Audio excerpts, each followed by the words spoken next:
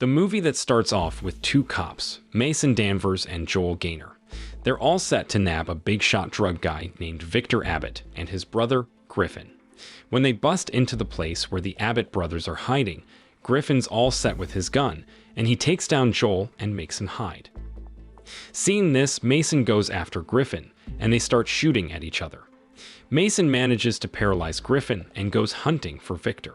It's a real intense showdown, bullets flying all around, until both of them run out of ammo and start duking it out. Victor gets the upper hand and is about to finish off Mason when Joel shows up with some other cops, and they slap the cuffs on Victor and Griffin. Before they haul Victor and Griffin off to the slammer, Victor warns Mason that he'll see him again.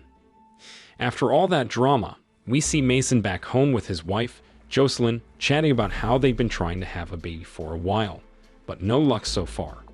Even with the tough times, Mason keeps supporting Jocelyn and encourages her to keep trying. Then, when Mason's at work, one of his colleagues drops a bombshell. Turns out all the witnesses against the Abbott brothers have mysteriously disappeared, and there's no evidence left. So, they have to let Victor and Griffin go just like that. So, Victor was about to be set free, and Mason got really worried about his wife's safety, because Victor had threatened him before, saying he'd come for him. He quickly called home, but it wasn't Jocelyn who answered the phone, it was Victor himself. He was already at Mason's house, and he had Jocelyn as a hostage. Mason raced back home, and on the way, he called up Joel, asking for help at his house. But Victor had no mercy. He killed Jocelyn in a really brutal way.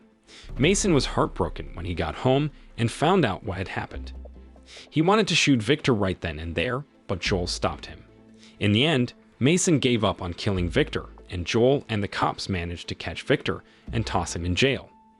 After some time, Mason was still feeling awful because he loved his wife so much, and her death really got to him. One day, Joel came to visit and suggested that Mason take a vacation or go hunting to clear his head. Mason thought about it, and it seemed like he might consider going hunting. But he didn't go hunting animals. He went hunting for Griffin, Victor's brother, to get revenge for his wife's death. Mason had figured out where Griffin was hiding, so he gave Joel a heads up and asked him to come along with the cops. After that call to Joel, Mason didn't waste any time and went in to catch Griffin by surprise. He didn't really think it through, and he ended up taking Griffin's life right before Joel and the police got there. Because he intentionally took someone's life, the police arrested Mason right on the spot. But he had planned this all along, so he'd end up in the same prison as Victor, seeking revenge for his wife's death. Inside the prison, Mason was guided by two wardens named Lester and Ben to his cell. But then, a warden named Will came to his cell and told him to go to the warden's office. Once he got there, Warden Snyder tried to warn Mason that most of the prisoners in this prison were people he had put behind bars, so he had to watch his back because some prisoners might want payback. Mason had seen that coming though, and he was already being cautious. While in the dining hall, Mason finally ran into Victor, who started taunting him about his wife's death. But Mason fired back, saying he'd done to Griffin what Victor had done to his wife. So, not too long after that, Mason was doing his laundry job in the prison when 3 inmates came up and started beating him up. Mason was almost pushed to the brink and couldn't defend himself anymore when Ben stepped in and separated them. He did it to make sure Mason didn't get seriously hurt. The next day, Mason, still hurting from the beating, went up to Ben, who was keeping an eye on the inmates out in the field. It turns out Ben used to be a detective before he got kicked out and became a prison warden. Ben warned Mason that his plan to get back at Victor by coming to this prison was a big mistake. See, Victor's even more powerful inside these prison walls. He's taken down some of the toughest guys in here, so he's got a lot of respect. Not only that, Victor's been expanding his drug business even while in prison, with the help of 2 of his trusted guys, Drexler and Booker. Ben wanted to make it clear that Victor was just the body of the snake, not the head, meaning there were even more powerful people than Victor in the drug business inside the prison. A few days later, Joel came to visit Mason in prison to see how he was holding up. But Mason had a request for Joel.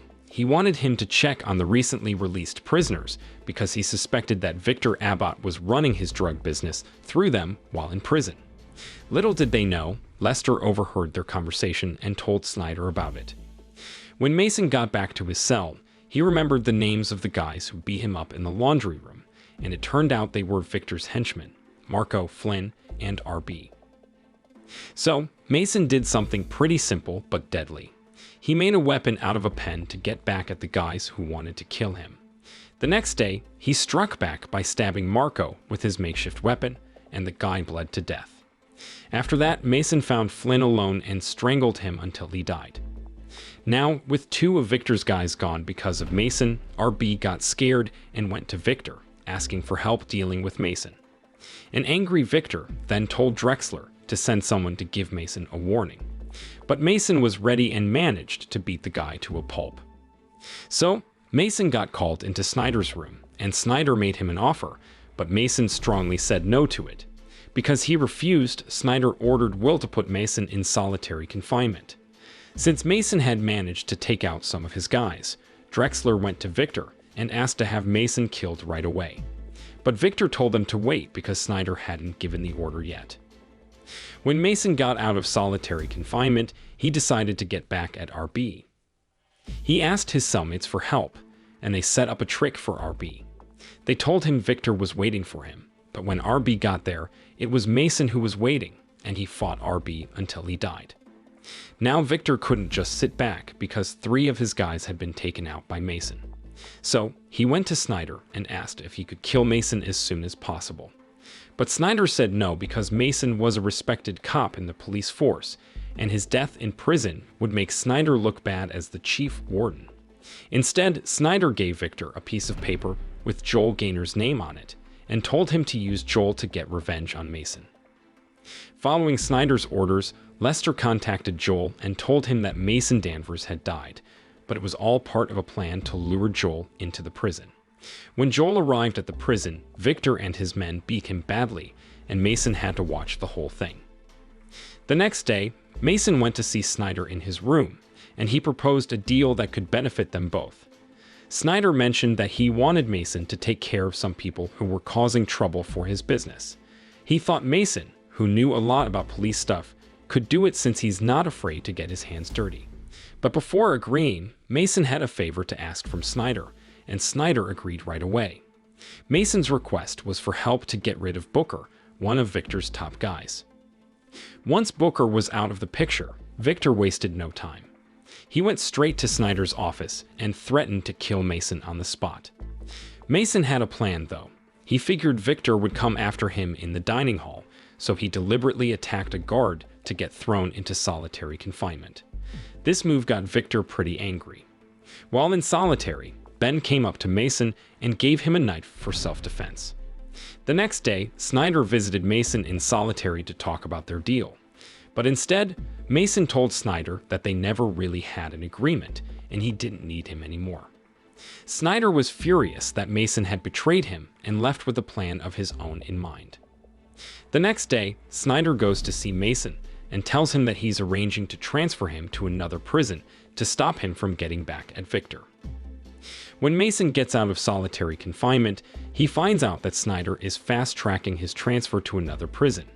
He figures Victor must be with Snyder, so Mason goes to find Drexler, who's by himself, and beats him up. Drexler's buddies show up, but Mason handles them easily. Then Mason takes Drexler up to the prison roof and knocks him down onto Will, the guard, killing them both. Some other prisoners grab Will's gun and start causing chaos in the prison. Victor tries to shoot Mason in all the confusion, but he ends up hitting another prisoner instead. Mason forces Victor into a bare-knuckle fight. They're going at it hard when Snyder shows up and shoots Mason in the shoulder, knocking him down. Snyder hands his gun to Victor to finish Mason off. But then Mason drops a bombshell, telling Victor that Snyder helped him kill Booker. Victor gets furious and breaks Snyder's knee, leaving him on the ground. He's about to kill Snyder when the guards step in to stop the big guy.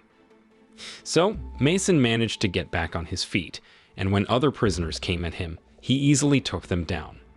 Then Lester pulled a gun on Mason, but Mason snatched it away and shot the warden. Victor, strong as ever, beat the guards and came at Mason, and they had another intense fight. Just when it seemed like Victor was about to finish Mason, Mason used the knife that Ben had given him to cut Victor's throat, and Victor died instantly. At the end of the movie, Snyder tried to kill Mason, but Ben stepped in and paralyzed Snyder.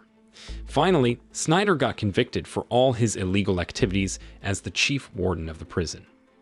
So, the moral of the story is don't bring a knife to a prison fight, unless you're Mason Danvers and you've got a warden buddy with a hidden agenda.